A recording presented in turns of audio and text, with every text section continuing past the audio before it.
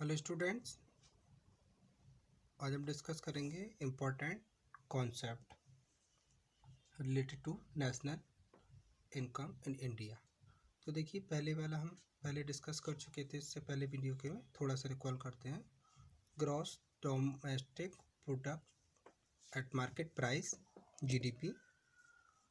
देखिए, जीडीपी क्या होता है कि एक स्पेसिफिक वर्ष में किसी देश की सीमा के अंदर, घरेलू सीमा का मतलब होता है उसकी बाउंड्री के अंदर सभी प्रोड्यूसर द्वारा जो प्रोड्यूस की गई अंतिम गुड्स या सर्विसेज को का जो बाज़ार में रेट होता है उसी को हम जीडीपी कहते हैं।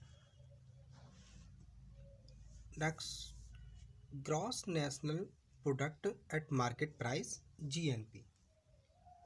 GNP is an estimate of total value of all the final products and services turned out in a given period by means of production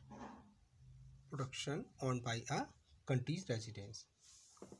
बाजार कीमत पर सकल राष्ट्रीय उत्पाद का मतलब होता है इस पे एक स्पेसिफिक वर्ष में किसी देश के निवासियों द्वारा उत्पादित अंतिम वस्तुओं और सेवाओं के बाजार मूल्य तथा विदेशों से शुद्ध साधन आय के जोड़ के रूप में की जाती है।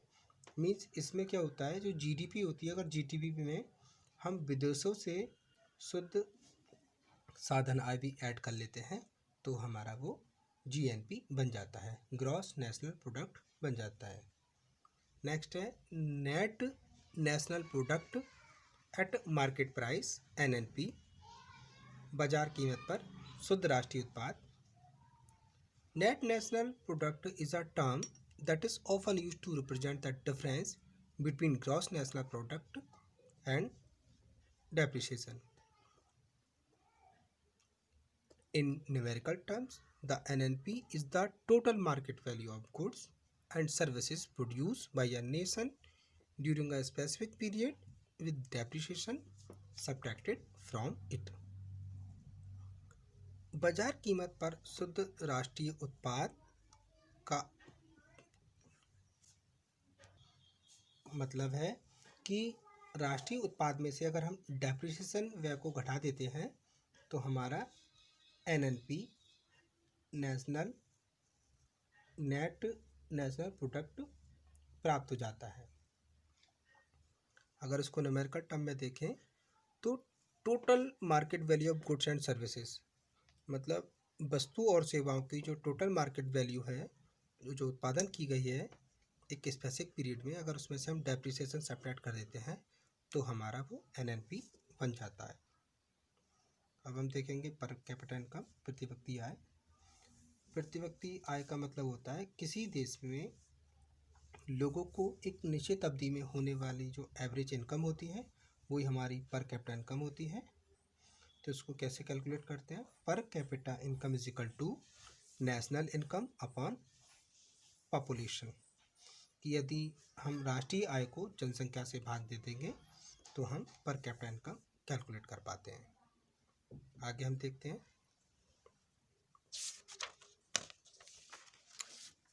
नेशनल इनकम, राष्ट्रीय आय। साधारणतः किसी देश में एक वर्ष में उत्पादित किए जाने वाली सभी माल और सेवाओं का कुल मूल्य नेशनल इनकम होता है। इसमें किसी भी वस्तु या सेवा को डबल काउंट नहीं करना चाहिए। डेफिनेशन देखते हैं। Definition of Marshall: the labour and capital of the country acting on its natural resources produce annually a certain net aggregate of commodities, material and immaterial, including services of all kinds. This is true net annual income or revenue of the country or the national dividend. देश के प्राकृतिक संसाधनों पर श्रम पूंजी द्वारा कार्य करने पर प्रतिवर्ष भौतिक और अभौतिक वस्तुओं और सेवाओं का उत्पाद होता है और इन सब की शुद्ध उत्पत्ति के योग को ही हम राष्ट्रीय लाभांश कहते हैं। ऐसी मार्शल ने भी इसको डिफाइन किया है कि जैसे देश में श्रम और पूंजी द्वारा उसके प्राकृतिक संसाधनों से जो भौतिक और अभौतिक वस्तुएं उत्पादित की जाती हैं, यदि यदि सभी प्रकार की सेवाएं और विदेशों से प्राप्त आय भी जोड़ दें तो वह हमारी नेशनल इनकम बन जाती है। ऐसे ही डेफिनेशन ऑफ पीगू की डेफिनेशन है, the national dividend is that part of the objective income of the commodity including of course income derived from abroad which can be measured in money।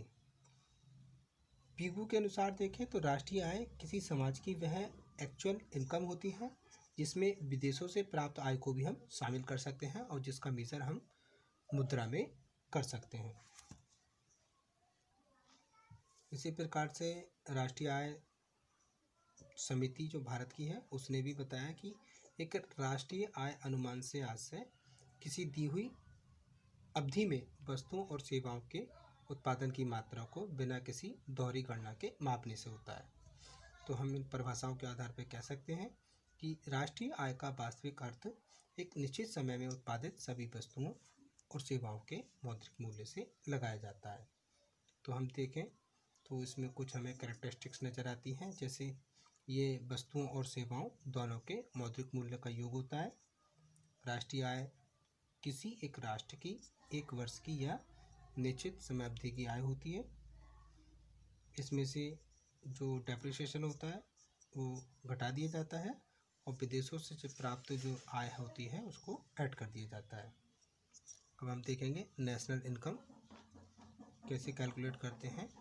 C plus I plus ji minus D plus E minus M.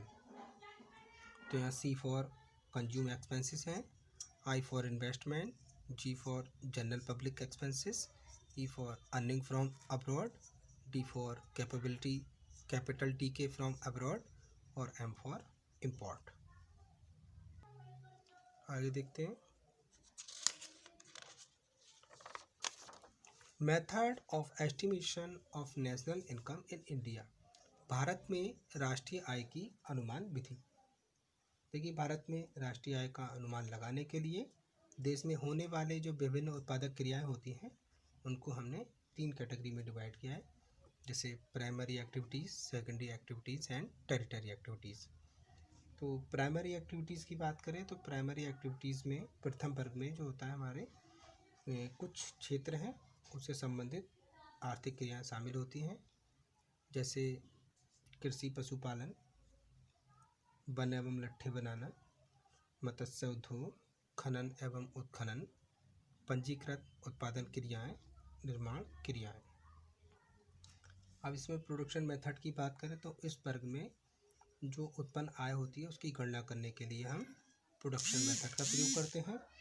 वस्तुओं की प्रति इकाई कीमत से उत्पादन को गुणा करके सकल उत्पादन का मूल्य प्राप्त किया जाता है, जिसमें से आदानों के कुल मूल्य को घटाने पर जो परिवर्धित मूल्य होता है वो हमें प्राप्त हो जाता है।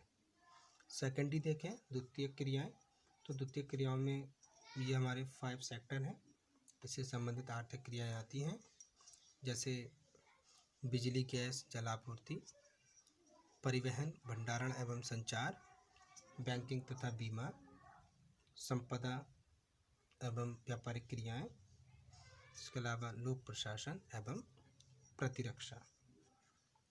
तो इसमें जो होता है हम इनकम मेथड को अप्लाई करते हैं। इस वर्ग में आय की गणना करने के लिए आय संगणना रीति का प्रयोग करते हैं और परिवर्तित मूल्य को पता करने के लिए प्रत्येक उद्यम एवं संगठन में कर्मचारियों के जो पारिश्रमिक, ब्याज, किराया, परिचालन, अधिशेष या लाभ की वास्तविक गणना करके उसका कुल जोड़ प्राप्त कर लिया जाता है। नेक्स्ट देखेंगे हम टेरिटरी एक्टिविटीज़, तृतीयक क्रियाएं।